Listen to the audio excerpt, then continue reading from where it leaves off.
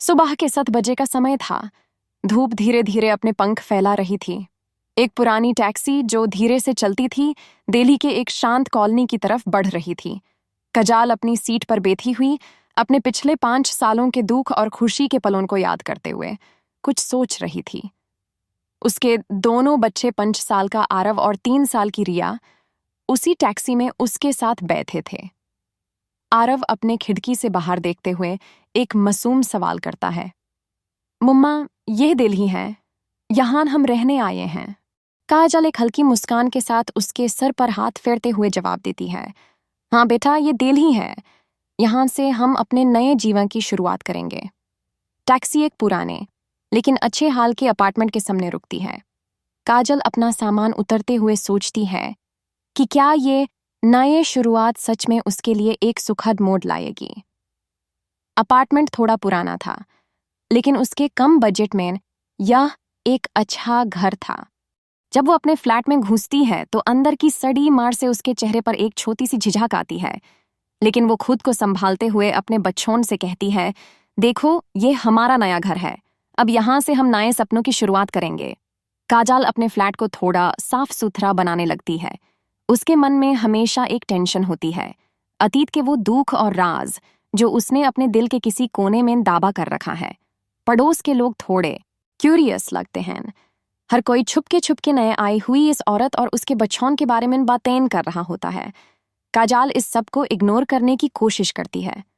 उसके घर के सामने रहने वाली मिसेस शर्मा, जो कॉलोनी की गॉसिप क्वीन कहलाती थी, उससे मिलने आती है। बेटा, तुम यहाँ नए आए हो ना? तुम्हारे पति जी कहाँ हैं? मिसेस शर्मा का सवाल एक तीखी तलवार की तरह था।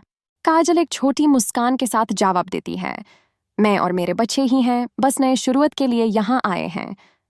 उसके जवाब के बाद एक छुप सी खामोशी छा जाती है, लेकिन मिसेस शर्मा जाने से पहले कहती है, अगर कभी जरूरत हो तो मुझे याद करना। शाम को जब काजल अपने बच्चों के साथ मार्केट जा रही होती है, तभी एक BMW गाड़ी एकदम से उसके रास्ते में आकर रुकती है। काजल एकदम से रुक जाती है और उसके चेहरे पर गुस्सा और डर का मिक्स आता है। गाड़ी का डोर खुलता है और एक टॉल, हैंडसम और कॉन्फिडेंट आदमी बाहर आता है। उसका नाम था अरमान ओबेरॉय। अरमान बिना माफी मांगे बोलता है, तुम्हें देखकर चलना चाहिए था, गाड़ी के नीचे आ सकती थी। काजल गुस्से से जवाब देती है, और आपको अपनी गाड़ी संभाल कर चलानी चाहिए थी। आपका BMW होना का मतलब यह नहीं कि सड़क आपकी प्राइवेट प्रॉपर्टी है।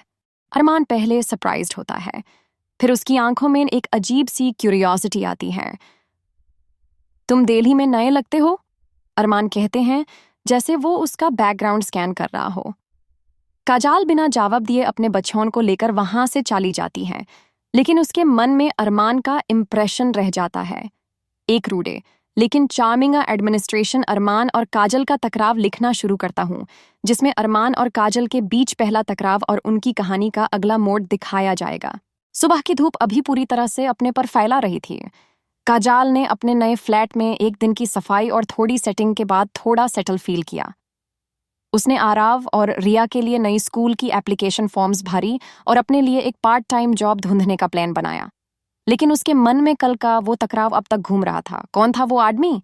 काजल ने अपने आप से पूछा, लेकिन फिर अपने आप को समझा लिया, शायद ये बस एक रैंडम एनकाउंटर था, मुझे इस पर ज्यादा ध्यान नहीं देना चाहिए। अरमान ओबेरॉय एक सक्सेसफुल बिजनेसमैन जो अपनी प्रोफेशनल लाइफ में जितना ऑर्गेनाइज्ड था, अपनी पर्सनल लाइफ में उतना ही कॉम्प्लिकेटेड। अरमान का पास्ट उसकी आंखों में हमेशा एक अजीब सी उदासी के रूप में नजर आता था। उसका एक बेटा अयान, जो अब उसके अलग होती हुई शादी का इकलौता कनेक्शन था, उसके लिए दुनिया का सबसे इंपॉर्टेंट इंसान था। अरमान के साथ एक अजीब खेल था।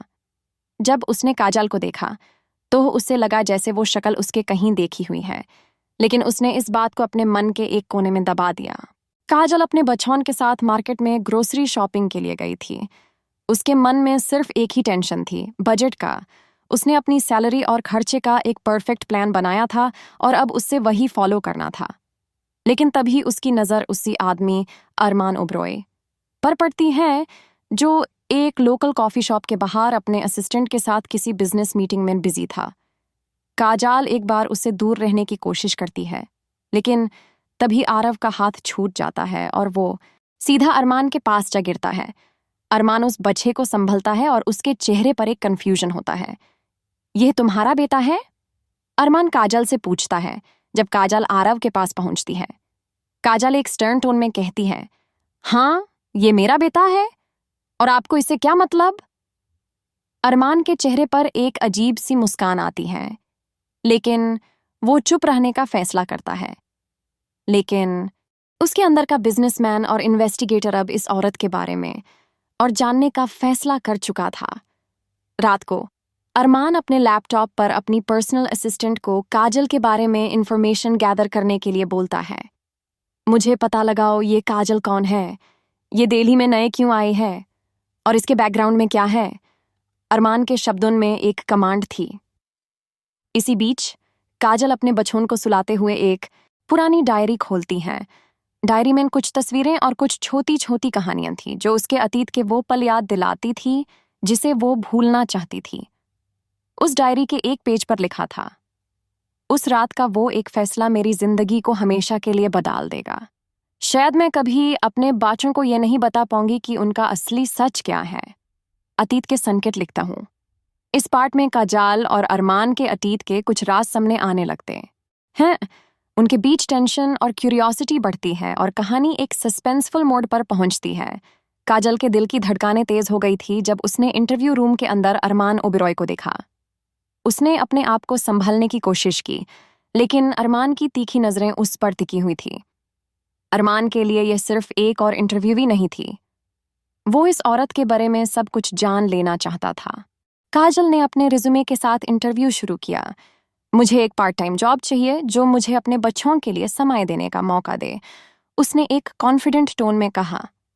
अरमान उसकी बातों पर गौर करते हुए पूछता है, तुम्हारे क्वालिफिकेशंस तो काफी इम्प्रेसिव हैं, पिछले 5 साल से तुमने काम क्यों नहीं किया? काजल एक पल के लिए रुक गई।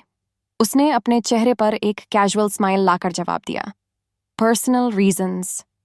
अरमान के अंदर का इन्वेस्टिगेटर उस जवाब से संतुष्ट नहीं हुआ, लेकिन उसने इस मुद्दे को वहीं छोड़ दिया। You're hired, अरमान ने एक प्रोफेशनल टोन में कहा, लेकिन उसके अंदर एक फैसला हो चुका था, वो इस औरत के बारे में और जानेगा। काजल अपने नए ऑफिस का काम शुरू कर देती है। उसका रूटीन अब बिजी हो चुका था, लेकिन उसके अंदर एक डर और गिल्टी फीलिंग बराबर बनी हुई थी। हर रात वो अपने अतीत के सपने देखती थी। वो एक अंधेरी रात, एक सड़क और एक घटना जो उसके जीवन को हमेशा के लिए बदल चुकी थी, ये सब याद आकर उसके सपनों को तोड़ देते। एक दिन काजल अपने बच्चों के साथ पार्क में बैठी थी। आरव और रिया खुश थे, लेकिन काजल के चेहरे पर एक अजीब सी उदासी थी। उसने अपने मन में सोचा, मैं कब तक ये सच उनसे छुपा सकती हूँ? एक दिन यह सच उनके सामने आएगा। उसके मन में वो एक रात की तस्वीर बराबर आती थी। वो एक सड़क, एक एक्सीडेंट और एक आदमी का चेहरा जो उसका पीछा कर रहा था, लेकिन वो चेहरा धुंधला था, जैसे एक राज उसके मन के किसी कोने में दबा हुआ हो। दूसरी तरफ अरमान ने अपने असिस्टेंट से काजल के बारे में डिटेल्स इकट्ठा करनी शुरू कर दी थी। काजल वर्मा एक शांत और समझदार महिला, लेकिन उसका पास्ट बिल्कुल ब्लैंक है। पिछले 5 साल का रिकॉर्ड कहीं मिलता ही नहीं, असिस्टेंट ने बताया। अरमान के मन में क्यूरियोसिटी बढ़ने लगी। पिछले 5 साल का गप किसी औरत के जीवन में इतना खाली क्यों है? जरूर इसमें कोई राज छुपा है, उसने सोचा। अरमान ने काजल पर इनफॉर्मल ऑब्जर्वेशन शुरू कर दी। उसने देखा कि काजल हमेशा अपने बच्चों को लेकर बहुत प्रोटेक्टिव थी, जैसे वो किसी चीज या किसी आदमी से उन्हें बचा रही हो। एक दिन ऑफिस में काजल और अरमान एक ही प्रोजेक्ट पर काम कर रहे थे। काजल ने अपने काम को प्रोफेशनली करने की पूरी कोशिश की, लेकिन अरमान के सवाल हमेशा उसे अनकंफर्टेबल करते थे। काजल, तुम्हारे बच्चों का फादर उनकी लाइफ में नहीं है, अरमान ने कैजुअल टोन में पूछा, लेकिन उसके शब्दों के पीछे एक क्यूरियोसिटी थी। काजल एक मोमेंट के लिए शॉक हो गई, लेकिन उसने काल्म रहने की कोशिश की। वो हमारे साथ नहीं है, उसने शॉर्ट और क्लिप्ड टोन में जवाब दिया। अरमान के चेहरे पर एक अजीब सी मुस्कान थी। इंटरेस्टिंग, उसने कहा, लेकिन अंदर ही अंदर वो काजल के जवाब से अनसैटिस्फाइड था। उसी रात अरमान एक पुरानी फाइल देख रहा था जो उसके पर्सनल इन्वेस्टिगेटर ने उसके लिए इकट्ठा की थी। उस फाइल में एक छोटी सी न्यूज़पेपर कटिंग थी जो उसकी आंखों में ठहर गई। दिल्ली मुंबई हाईवे एक्सीडेंट, एक गाड़ी और एक छोटी फैमिली का सफर खत्म। अरमान ने उस न्यूज़ आर्टिकल को पढ़ते हुए एक चेहरा पहचाना, लेकिन वो पूरा सच समझ नहीं पाया। दूसरी तरफ काजल उसी रात अपने डायरी के एक नए पेज पर लिख रही थी, वो आदमी जो मेरी जिंदगी का एक हिस्सा था, उसका वापस आना मेरा सब कुछ खत्म कर सकता है। लेकिन क्या मैं उस सच्चाई से भाग पाऊंगी? अरमान ओबेरॉय के जहन में काजल के बारे में सवाल एक तूफान की तरह घूम रहे थे। उसके हाथों में वो पुराना न्यूज़ आर्टिकल था जो उससे काजल के पास्ट की तरफ एक सिग्नल दे रहा था, लेकिन उसके मन में एक और सवाल था, यह राज क्या मेरी जिंदगी के उन गलत फैसलों से जुदा है जो मैंने 5 साल पहले लिए थे? दूसरी तरफ काजल अपने नए रूटीन में बिजी थी।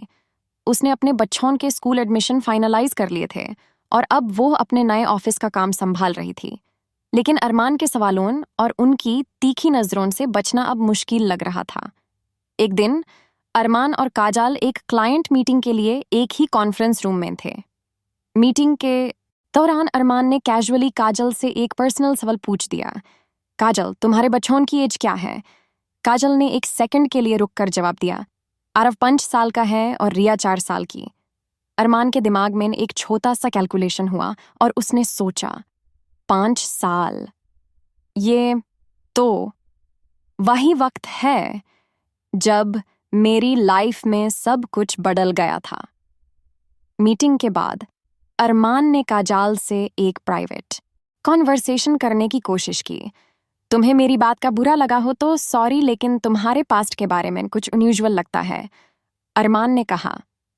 काजल ने गुस्से से जवाब दिया, मुझे अपने पास्ट के बारे में किसी को जवाब देने की जरूरत नहीं है, मैं यहाँ सिर्फ अपने काम के लिए हूं।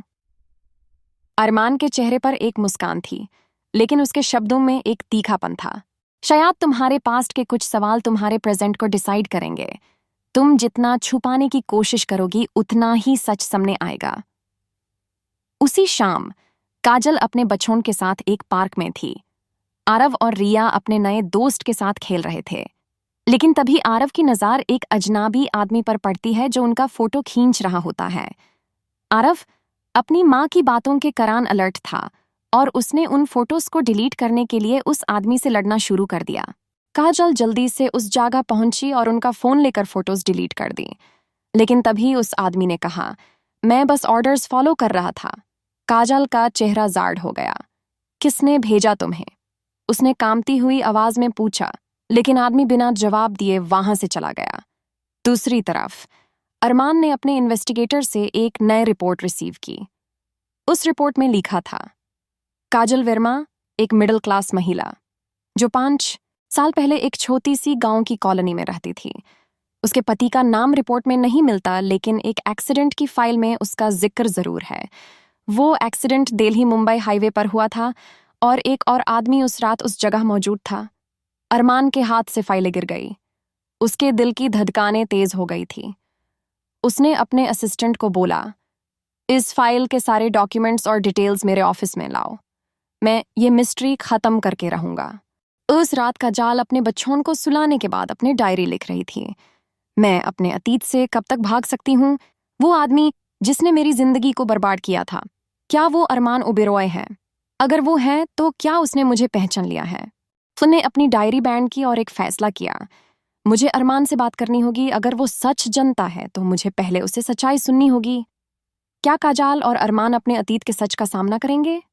क्या उनका राज उन्हें और करीब लाएगा या उनके बीच और नफरत पैदा करेगा?